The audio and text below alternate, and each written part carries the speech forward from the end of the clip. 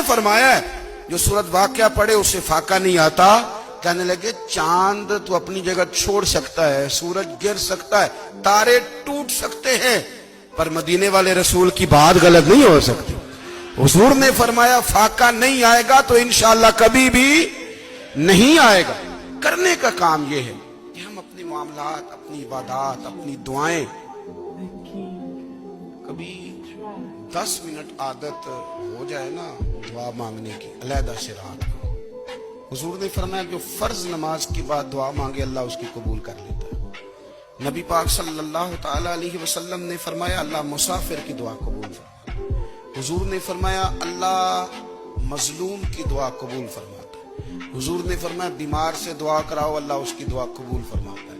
میرے نبی پاک نے فرمایا ماں باپ جب بھی اولاد کے لیے ہاتھ اٹھائیں, ویسے تو بلے شاہ تو آسمانی اڈدیاں ہی پھڑ دیں, جہاں گھر بیٹھا انہوں پڑھیا ہی نہیں. حضور فرمانے لگے ماں باپ جب بھی اولاد کے لیے دعا فرمائیں اللہ ان کی دعا کو قبول کرتا ہے.